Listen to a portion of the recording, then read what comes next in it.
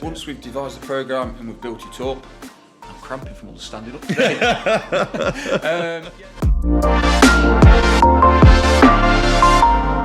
Hello and welcome to the ROTHENBERGER Pipe Up Podcast. Here today with Adrian Ball, who is the coordinator for plumbing and heating here at Derby College. So a big welcome and good to see you, and thanks for doing it. Thanks for having me.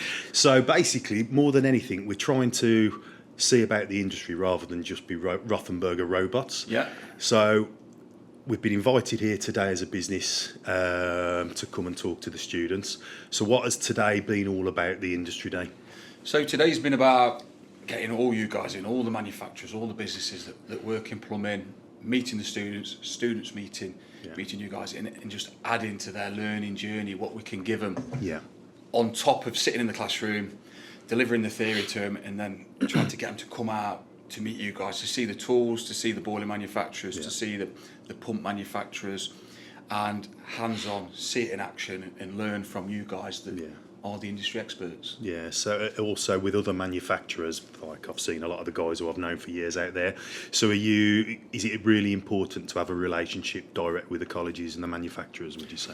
I think so, because then we can draw on your guys' knowledge. We've got manufacturers out there that help us deliver curriculum, that add into what we do, and then we can use your material to support what we're learning. Yeah. And then hopefully the learners will sort of lean towards Rothenberg when they start buying tools and lean towards the specific boiler manufacturers that they know. So it kind of goes full circle. It helps everybody out. Yeah, I always call it the unknown sale, because whatever happens, the guys are probably going to buy something.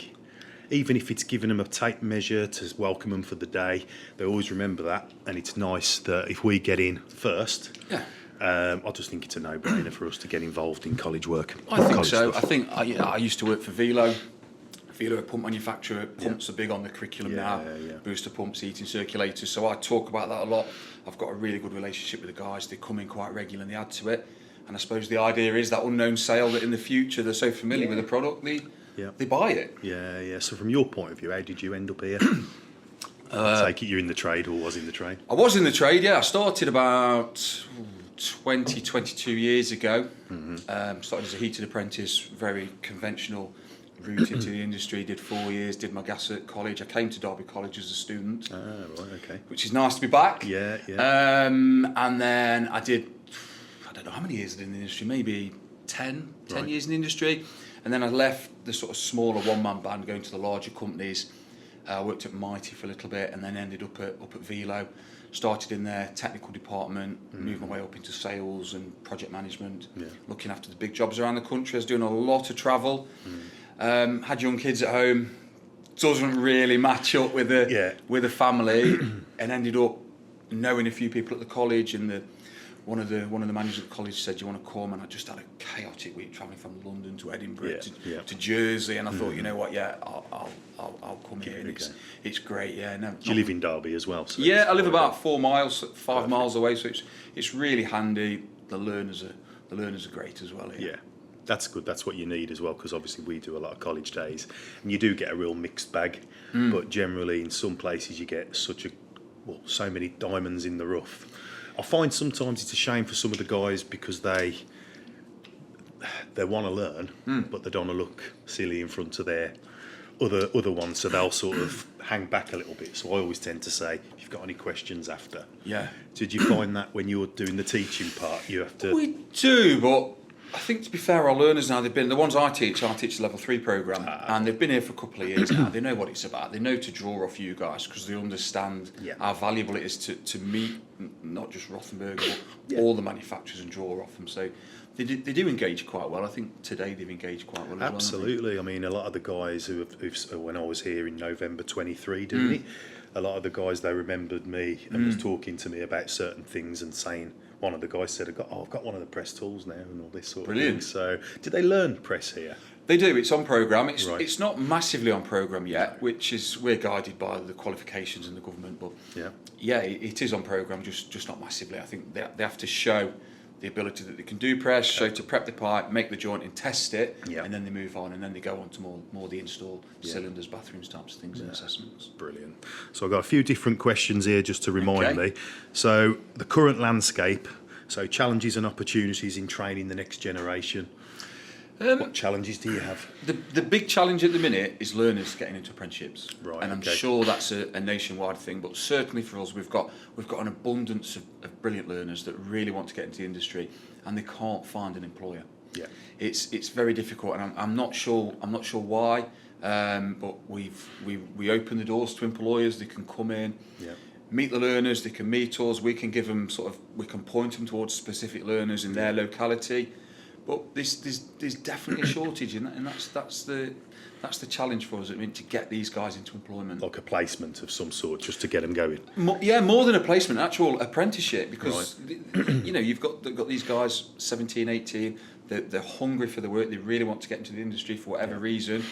Unless your dad or your auntie or your parents' best friend is in the industry, it's a difficult challenge to find that placement. So that's the sort of thing I think with manufacturers, then we should be able to help with that, can't we? Because we do a lot of demonstration days all around the country. Yeah. So we can actually be speaking to these people. What are you doing to support colleges or college people? It surprises me that they don't approach the colleges more, because we open the doors and we say, come in, watch the lesson, see the practical, look at the different skill sets and the different learners, and almost pick the one you want. Yeah, you can sort of handpick you. Yeah, the problem is you see an abundance of CVs. If you come into my lesson or any of the plumbing lessons or electrical, watch the groups. You can really sort of cherry pick, and if we've got learners from all over Derby and the surrounding areas, and ideally you want to be close. Yeah. So if you've got one that's very close and you like how they behave and how they operate in the lesson, it seems a no-brainer to me. But we just can't get that link to happen yet. Yeah, I'm just giving me ideas now, which isn't for the podcast, but giving me ideas with when we're doing these days. Because there's certain ones in the past when I've done these days. If it's somebody who's interested or looks really interested, I give them a card and go, get in touch with me. Yeah. Because even if it's just to support them, because this is, we're also here to help as well. Obviously, we're a manufacturer, we want to sell our gear, but we want to support them, because bottom line is the customer service or customer support breeds sales. So if the industry grows, you grow. Yeah, exactly. That's a no-brainer, isn't it, ultimately? But I think next year on the trade event, what we're going to try and do is get local contractors to come in as well as you guys. So it's a really nice link up for the manufacturers and the contractors, because you might meet somebody that you didn't know, which is great. They'll get a better relationship with the sales guys that they probably might have challenges meeting, and then we're going to target specific contractors that have got apprentice opportunities. Yeah. So then we can do almost like a speed interview event as well. So they can meet all the contractors, they can meet all the manufacturers, and hopefully if there's an apprentice opportunity going, they can pick up on that and get in early doors. Yeah.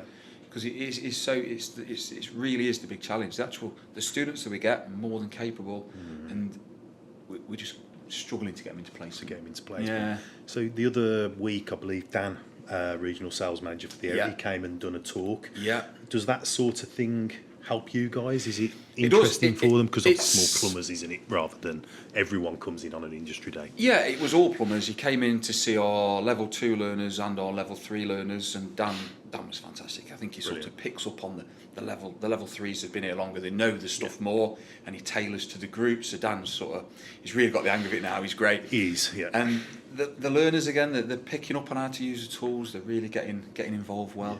Yeah. Is there any part of what we can help a bit more from a product point of view, a certain type of product would they need to learn a bit more with? Or no, as you asked, the delivery that we do when Dan comes in, it matches curriculum, because the level 2s, they have to learn about the basic tools. Some of these guys, they aren't aware of tools. They don't know what an adjustable spanner is and the benefits, because they're completely fresh out of school, how to operate a blow lamp. So they're picking all that up off Dan, and then it's helping them in the workshop. And they are then learning those industry skills, chatting to Dan and yourself and me.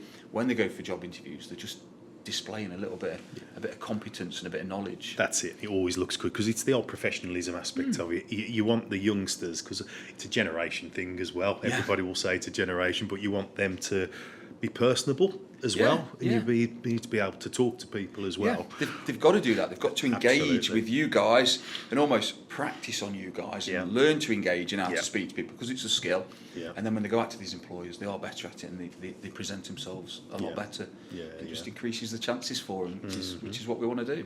So is Derby College doing anything to do with, because I'm going down to Bristol, World Plumbing Day? Do you have anything to do with those sort of things? Not this year, no. Although we are looking at getting involved in the plumbing competition. So you know, Apprentice of the Year, that type of thing. Yeah, that's all the just bending and all this sort of yeah, stuff. and it was something I did 20 years ago. Yeah, Didn't do very well. I did it. But yeah, we're going to get the learners in that, because we've got learners now. The plumbing apprenticeships 4 years. Really? So by the time they're into year 4, they're pretty experienced guys. They're pretty good at it, and I think they want the opportunity to showcase that. And Yeah. it's great for them. It's another platform to learn on and somewhere to show off what they can do. Yeah. Because, you know, we Absolutely. do. I think when you're working with the really good employers, the guys that really want the learners to learn, they do learn, and they advance so quickly. They get very, very good. And some of the guys that we have here now, they're almost, you know, they know stuff that we don't know. So it's really important for us as staff to keep in touch with you guys as well. Yeah. Because, you know, like your electric bender wasn't around when I Absolutely. started. Whereas now my guys in college are using it. Yeah. I need to keep on top of these as well. Have you got one here? Have you got? We haven't got one here. No, they've got them. they've got them. Some of them have got them on site. Fantastic. Yeah, not so much the bathroom fitters, but more like, you know, when they're doing the plant rooms and Yeah, taking the Instagram photos and every Yeah. ben's looking pristine. They're great for that. That's the thing as well with that, because like you say, these days, and this is why I say to our guys as well, you want to do a demo in a college or whatever, because it's always whoever, it's not necessarily the kid who's there, it's the one he's working with or his dad, as you said earlier, and the amount of, like I say, the unknown sale, it brings so much in. Yeah. You mentioned social media there as well. Yeah. So from obviously you're on social media with LinkedIn. Yeah. Obviously the college is on other things, no doubt. How have you found using social media has helped you, like LinkedIn, from a networking point of view? Or I really like it. It's a great tool. Not all staff are on it. I'm on it because when I did sales, it's a great meet-up. You know, LinkedIn particularly, even Facebook now, and some of the others. TikTok's becoming really popular with plumbers. I see a lot of videos, and it's some of the learners are starting to build channels now as well, which is great. So I like LinkedIn. It gets me to meet the new guys, and with the industry, sales guys, they dart around a lot as well, and it helps me keep track of who I know and where they are, and then I can contact them. And if I think, you know, if I'm doing cold water booster delivery, because I used to work at Velo, I contact the guys at Velo. If I'm doing something on sanitation, I might contact McAlpine and get them to come in and do some delivery. So it works really nice. It sort of reminds you, doesn't it, really? Like, for instance, I was at South Staffs the other week, and I've had people contact me since from other colleges saying, oh, you know, and it's reminding people that, oh, we can actually work with manufacturers, and, you know, we as a sales team in Rothenberger, we've got about 12 to 14 people out there, and they're all doing college days. It's, you know, they see the necessity of it as well, the next generation. And I think, you know, people say it a lot that, you know, the college learners are the future. These guys that we're seeing in college now are going to be the guys that are buying, installing, doing all that industry stuff that we've all done. So they really are, and they're going to be the guys that are really making the decisions in the industry soon. So it's great to keep in contact with them, for those to meet you, and vice versa. So it works really nice. So Aid, what sort of future plans do Derby College have going forward from a plumbing and heating point of view, maybe? In terms of programme for the learners, as I think I said, we are led by the government, the industry, local employers. They all form like trailblazer groups and sort of guide us from that perspective. But what we can do is create our own courses. And even from today, we've benefited a lot. I was talking to Matt from EPH, and he's sort of asked the question if we can tailor a course for people like Matt in the industry that sell programmers but not particularly technically competent. So this summer we're going to look to build a programme and cater for people who work for manufacturers, people in the industry who want to upskill their knowledge and come into a college, have a go at some wiring. I'm not sure if you know, there's people out there that have never wired or installed an S-plan or a boiler or looked at cold water systems, and we're going to do it just as a programme to upskill, get groups of 10 in and really sort of focus the sort of guys that have been today and hopefully deliver some value to them as well, so it'll help them in their job. Yeah, I think that because from my point of view with that, even though I was on the tools back in the day, it's like a refresher as well for me. But I totally get where Matt's coming from, because it's all well and good selling the product. Yeah. But if you don't know how it works, any basic stuff, but it's a really good thing. I was at one of my customers yesterday, and they're doing like renewables, big in renewables now, which I'll ask you about that actually from your point of view shortly. But and they invited me in. It was Stewart Plumbing and Heating in Leicestershire, so I should give them a shout out. But they actually said, would you want to come in and sit in on some training? Yeah. Now, obviously, because I do the training at Rothenberger in the UK, so every day's a school day. I love getting involved in it. But even myself with that, I'd still love to come in, because it's been 9 years since I fixed something. So it'd be quite good for me to come in to do that. That sounds like a good idea. Once we've devised the programme and we've built it up, I'm cramping from all the standing up today. We're going to offer it out to people like yourself. Come in, have a chat, try and tailor the programme to what people need. We can easily develop programmes, and it'll just hopefully give everybody a little bit more credibility in the industry as well. Because when I ventured into sales, it really worked nice that I understood how things worked and how it linked up with systems. So I didn't just know the product, I understood systems as well. So that's kind of the idea of that, and it's a very new idea. Already, I think Matt approached my manager today, and he was talking about it, and it's definitely something we can do, and we can do it from the electrical team as well. So really start to offer a little bit more to not just students but to local employers as well. That's a great idea, and then everybody, like I say, it's all about support and communication, isn't it? Well, as a college, that is our fundamental goal. It is to help.